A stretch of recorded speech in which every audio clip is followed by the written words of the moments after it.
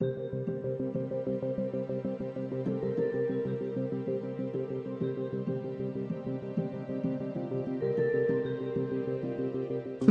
Audio presents the unabridged recording of The Widow File by S.G. Redling, performed by Tanya Eby.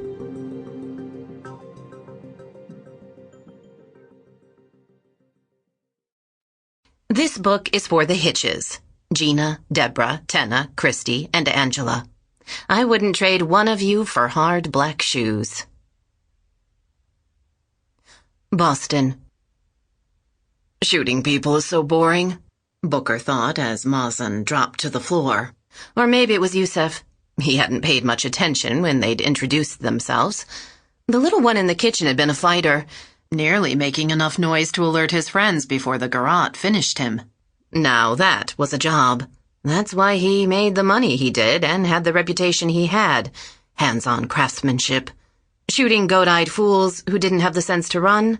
Beneath him. They weren't even armed. Yet.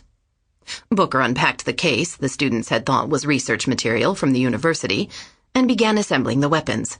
The calfskin gloves barely slowed him down at all. He shook his head.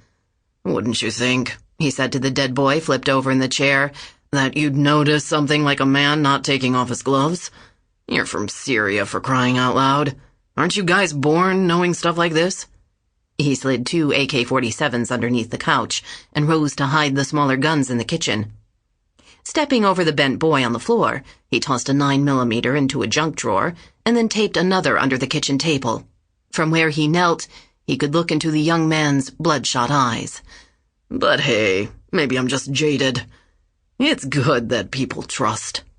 He laughed. "And for all I know, you may not really be from Syria. See, I trust too.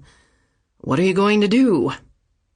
He tapped the boy's cheek and realized what he most disliked about jobs like this: the lack of conversation. It was worse than cold. It was uncivilized. He pulled out his phone and was happy to see a message waiting for him from his previous client. Why did he know he'd be hearing from them again? One job at a time, however. He hit redial. The current client answered with a terse, "Yes." "I've put the groceries away."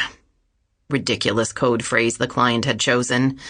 Why they made these things so complicated was beyond him. His last client had insisted he recite, "Hey diddle diddle," so he supposed it could be worse. "Yes." The client sounded like he was smiling. There was something off about the volume. He must have someone in the room with him. Sample complete. Ready to continue?